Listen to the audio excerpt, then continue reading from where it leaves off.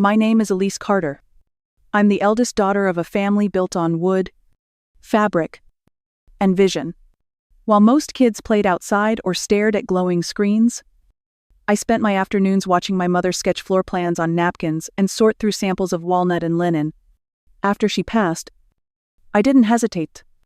I took over Elise Carter Interiors because no one else cared enough to protect it.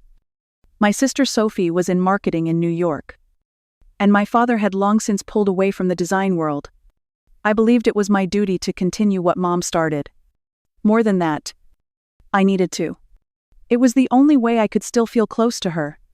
I spent the next 6 years pouring my soul into that studio. I expanded the client base without compromising the philosophy. Design is how you honor the way people live, she used to say. I carved that phrase into the wall of the new workshop. I carried it into every meeting. Every color palette, every imperfect slab of reclaimed oak, I insisted we keep. I didn't take vacations. I didn't date much. I didn't complain when I had to stay late or cover for our warehouse team. When we lost our biggest account due to supply delays, I personally delivered and installed furniture to save the relationship. I wasn't just trying to be a good leader. I was trying to protect something sacred. So when the day came, and my father said, calm and casual, "We need someone who understands business," I thought I'd misheard him. I asked him to repeat it, and he did. With no hesitation, no emotion, just a quiet dismissal. Like the last 6 years were a side project. Like I'd been holding a seat warm for someone better. He didn't yell. He didn't argue. That almost made it worse. There was no room for fight, only the sound of my heart cracking. Quietly, behind my ribs. I smiled. I nodded. I said I understood. But something inside me fell silent. Not defeated. Just. Era Sid. Before it was a brand, Elise Carter Interiors was a woman kneeling on the floor with a measuring tape and a pencil behind her ear. My mother didn't talk much about dreams. She lived them. She found meaning in the smallest things, the way sunlight curved across a reading chair, or how a particular rug softened the sound of children running down a hallway. I remember being 8, standing in a salvage yard, with her, while she ran her hands over a splintered piece of maple. I asked why we were there. She said, "Because most people see junk. But we see what it could be." I didn't understand then. I do now. She built that company with no investors, no shortcuts, and no compromises. Her clients weren't just clients. They were stories waiting to be told through space and texture and silence. When she took me on my first site visit, she didn't point out the furniture. She pointed out the feeling. This is where they'll eat dinner after a long day. Make sure the light forgives the exhaustion. Sophie never liked going with us. She used to groan and say things like, "It's just furniture." He never blamed her. She had her own world. But I remember the day Mom looked at me after a long day sanding a tabletop by hand and said, "You're the only one who sees beauty where others just see things." That was the first time I realized this wasn't just about design. It was about seeing, about presence, about loving people enough to make space worthy of their lives. After she died, I couldn't let it fade. Not just the company, the essence. I kept her desk exactly as it was. I wore her old leather apron the first month I came back. I answered the office phone with the same greeting she used. "You've reached Eden. Let's talk about how you live." It was never about status or luxury. It was about care. About dignity. That's why I stayed even when the numbers were tight. That's why I fought so hard for her favorite vendor when others said they were too slow. I didn't care if it was practical. It was personal. When they handed over what she built to someone who didn't even know how to pronounce half the materials we used, it felt like watching her legacy dissolve into buzzwords and marketing decks. I didn't just lose a job. I lost the last part of her voice still echoing in the world. He walked into the studio like he owned the place. Noah. Perfect teeth. Polished shoes. Harvard MBA. Sophie introduced him as her boyfriend later. Fiancé with that wide grin, She saves for people she thinks are going to change her life. He spoke in glowing abstractions. Elevate the Eden brand into a boutique experience. Position ourselves at the intersection of aspiration and lifestyle. I asked him what that meant. And he just smiled, like I was cute for not understanding. I wasn't trying to challenge him. I just wanted clarity. At first, I told myself to be open. He wasn't rude. He brought expensive coffee. He said things like, "I admire what Elise has done." But when I offered a design sketch, he skimmed it and said, "It's beautiful. But what's the monetization angle?" Like beauty had to explain itself. He scheduled meetings without asking. Replaced longtime vendors with cheaper alternatives to increase margins. He said Eden had to move beyond artisan nostalgia and lean into scalable storytelling. I wanted to laugh. I wanted to scream. Instead, I said nothing. I stayed quiet for Sophie. She was happy. And I didn't want to be the bitter older sister. I gave him space. Thinking maybe there was a part of him that understood. We weren't building furniture. We were building sanctuaries. But Noah didn't see Eden. He saw an opportunity. And behind every word he spoke, I could already feel the roots tearing from the soil. The email subject line read, "Leadership Vision Meeting, 9 a.m. I didn't think much of it. We had quarterly vision updates. Usually just budget talk. Timeline adjustments. I walked into the conference room with my usual notebook. Sat in my usual seat. And waited. Dad was already there. Flanked by Noah and Sophie. They didn't look at me. That was the first sign. He cleared his throat and said it plainly. Starting next month, Noah will step in as CEO. Elise will continue as creative consultant. With full freedom over aesthetic direction. My pen slipped from my hand. No one flinched. I asked, calmly, if this had been discussed before. He nodded. We believe it's time to bring in business-focused leadership. Design is emotional. But business needs a man's logic. A man's logic. The room didn't spin. But it might as well have. I glanced at Sophie. She looked away. Noah folded his hands like he was waiting for applause. I felt the heat rise to my face. But I didn't let it break me. I smiled. I said, "Of course. That makes sense." I said it like a line from a script I didn't write. My voice sounded like someone else's. Someone agreeable. Someone who didn't just have her mother's legacy yanked from beneath her feet. I left the meeting with my head high. But inside, I was screaming. It started slowly. A new logo here. A new tagline there. Eden Carter Interiors became Eden Collective. They dropped Mom's name without even a footnote. I said nothing. I knew if I spoke, I wouldn't be able to stop. Noah started streamlining. That was his word for it. He cut ties with our artisan woodshop in Vermont and replaced them with a high-volume supplier from overseas. The pieces looked fine in photos. But when I ran my hand over the grain, I could feel the silence. They had no story. He redesigned our website. It used to feature real homes. Real lives. Now it was filled with glossy renderings. Model-perfect rooms that looked like no one lived there. I asked where the families were. The wrinkles? The warmth. He said, "We're selling aspiration. Not history." Clients began to notice. One longtime couple they'd been with us since the beginning called to ask if I was still part of the team. I didn't know what to say. A few weeks later, they canceled their renovation. Said the new design felt empty. Like it wasn't meant for people. Then came the email. It was from Mrs. Langston, our oldest client. Her kitchen had been the first full remodel Mom and I worked on together. She wrote, "I don't recognize Eden anymore. I'm sorry." I stared at that sentence for hours. It felt like a eulogy. Like someone had officially declared the soul of Eden gone. The office grew cold. The meetings became performative. Noah spoke in presentations. Not conversations. Sophie tried to defend him at first. But even she started skipping calls.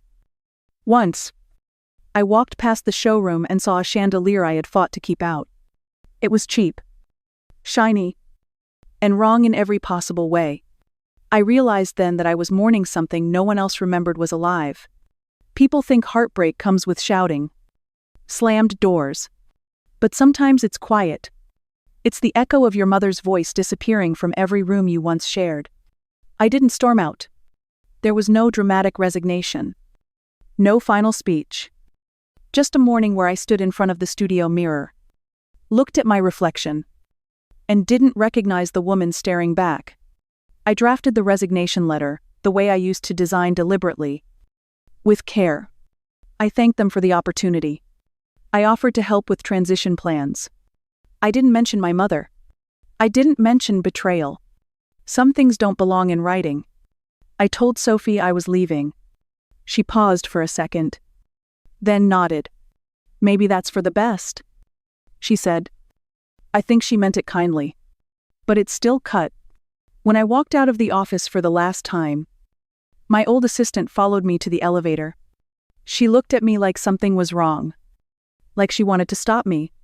I smiled at her and said, "They didn't just remove me from the office. They erased me from the story."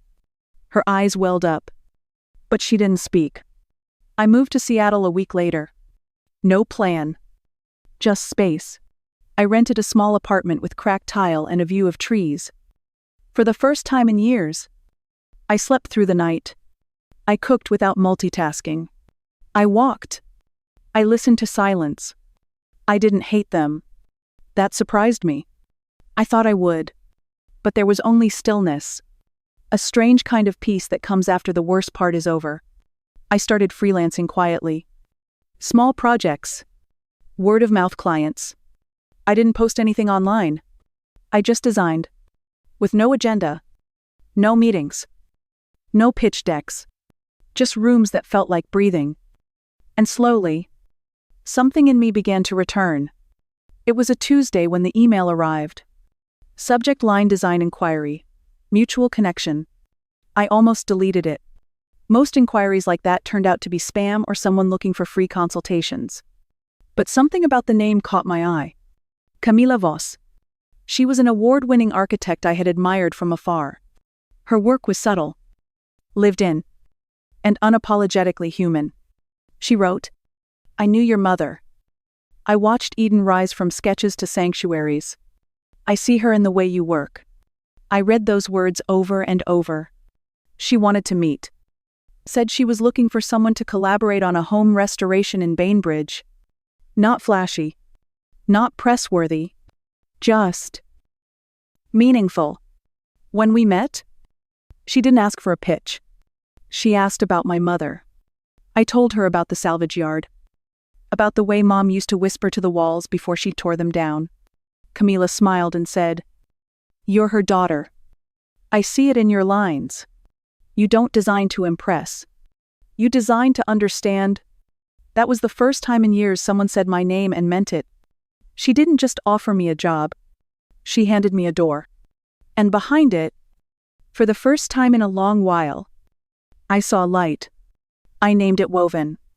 Not after fabric or rugs, but after lives. After how we carry one another, stitch by imperfect stitch, into the homes we make. The space was small, a converted garage tucked between two coffee shops. I painted the walls white, left the concrete floors bare, and filled it with pieces that told stories. No branding. No pitch. Just presence. Clients came slowly. One. Then two. People who remembered Eden the way it used to be. One woman said, "I don't trust what it's become, but I saw your name in a footnote and hoped you were still designing a footnote." I was. At Woven. We didn't rush. We didn't pretend. We lit candles in the studio when we worked late. We wrote handwritten notes to every client. I brought back the wood vendor from Vermont. The pieces felt alive again. I didn't post on social media. I didn't tell people what I was doing. But somehow, word spread. It wasn't a business. Not yet. It was a quiet rebellion. A home for those who still believed in warmth, And for the first time since my mother passed, I felt like I was building something worth leaving behind. It was Sophie. A text. Short. No punctuation. Just something's wrong. I think Noah's hiding stuff. I stared at it for a full minute before responding. I hadn't heard from her in months. The last time we spoke, she said, "You're making this harder than it needs to be." I never replied. But this wasn't that tone. This was panic. I flew back to Los Angeles without telling anyone else. I didn't go to the house. I went straight to the old office, sat across the street, and watched. It looked fine on the outside. Polished. Branded. But something in the air felt cracked. Sophie met me in her car. She looked thinner. Older. She wouldn't make eye contact. He's been hiding numbers. Canceling meetings. Clients are pulling out. And I found duplicate invoices. Weird bank wires. I asked Dad. And he brushed it off. She handed me a USB. Her hand trembled. I copied the financials. I don't even know if that's legal. I needed you to see it. I took it without a word. Back at my hotel, I opened the files. At first, it was small things. Reimbursements that didn't add up. Then offshore payments. Shell companies. Hidden withdrawals. Layered inside polished reports and fake client projects. Noah wasn't just incompetent. He was siphoning the soul of the company for profit. Eden Interiors wasn't dying from poor leadership. It was being drained from the inside. I didn't cry. I didn't scream. I just stared at the numbers. The patterns. The lies. I thought about Mom. About the table she built by hand. About the trust she left in our hands. Sophie called again. Whispered. "He's getting suspicious. I think he knows I gave you something." I didn't hesitate. I told her to act normal. I told her I'd take care of it. That night, I didn't sleep. I just planned. For the first time in years, I felt completely, painfully awake. The boardroom was full. My father sat at the head, Noah next to him, arms folded like a king awaiting his court. The company lawyer was there, 2 financial advisors. Sophie sat quietly in the corner. Her eyes wouldn't leave the floor. I walked in with a folder. No fanfare. No drama. Just paper, receipts, spreadsheets, transfer logs, dates, amounts, names. I started simply. There are inconsistencies, repeated charges for vendors that don't exist, disbursements that lead to holding companies. I verified it with a forensic accountant. My father frowned. "Elise, this isn't I cut him off. This is proof." Noah laughed. "You've always resented me. Just admit it. You hate that I speak their language. The one you never learned." I didn't flinch. "If by language you mean fraud, you're fluent." He stood, yelled. The mask fell. He called me small, emotional, bitter. Said I was clinging to a dead woman's legacy because I had nothing else. No family. No future. No one stopped him. When he finished, the room was still. I turned to my father. "You gave him the keys? You told me business needed logic. But what it needed was care. What it needed was you. And you weren't there." He didn't defend himself. The lawyer cleared his throat. "Given the evidence, we recommend immediate suspension of all duties pending investigation." Noah stared at me, eyes sharp with rage. But I didn't look away. I wasn't angry. I wasn't even proud. I was just done pretending I wasn't the one who knew how to lead. The announcement came quietly. 1 email to staff.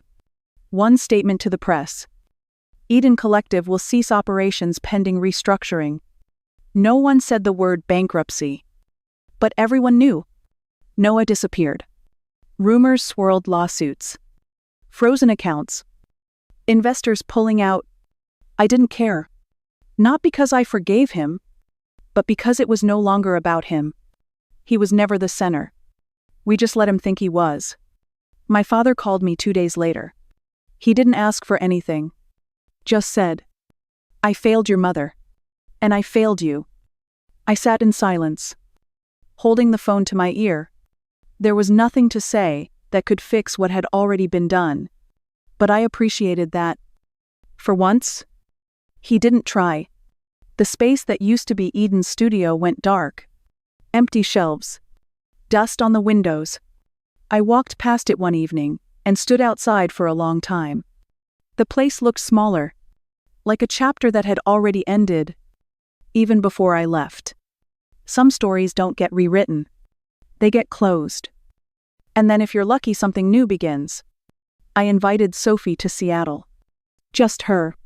No meetings. No lawyers. No father. We sat at my studio's long wooden table, the same one I'd sanded by hand. She ran her fingers across the grain and said, "I forgot what this felt like." I didn't offer her pity. I offered her partnership. We talked about starting something new. Not rebuilding Eden. That name was gone. That weight. That wound.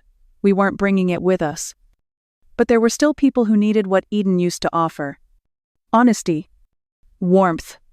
Dignity. We named it Woven Carter Interiors. She would lead client relationships. I would lead design. We would grow small and steady. No investors. No slogans. Just work that spoke for itself. We wouldn't fix what was broken. We would build something that never had to break to begin with. My father came to the relaunch quietly. No suit. Just a gray sweater and eyes that looked older. He asked if he could say something. I didn't answer. But I didn't stop him either. He stood in front of the small crowd and said, "I once told my daughter that business needed a man's logic. I was wrong. What it needed was her." People clapped. But I didn't feel victorious. I felt whole. The new space smelled like sawdust and lavender. The lights were soft. The designs were simpler. It didn't feel like we were trying to be anything. It felt like coming home. The studio was quiet. No music. No clients. Just the afternoon light spilling through the wide windows. Soft and golden, brushing against the edges of my drafting table. I sat there alone, fingers resting on the last design my mother ever drew. It was a kitchen open. Warm. Imperfect in all the right places. Her handwriting in the margins still made me smile. "Let the morning in." She had scribbled next to a row of east-facing windows. I never realized how much she'd left behind. Not just in drawings, but in how she taught me to look at the world. She never wanted grandeur. She wanted grace. And I think, finally, I had given that back to the world in my own way. The new team worked quietly down the hall. Sophie was on a call. Laughing. The sound didn't feel strange anymore. It felt earned. I reached into my drawer and pulled out the old leather apron. Her apron. It still smelled like cedar and turpentine. I held it for a moment, pressed it to my chest. There had been a time when I thought the only way to honor her was to preserve what she built exactly as she left it. But now I knew better. Her legacy wasn't in the walls of a studio or the logo on a sign. It was in how I showed up, how I stayed kind, how I didn't give up on beauty. I whispered, more to myself than anyone, "We did it. Mom." They tried to write me out. But this is the story I wrote back.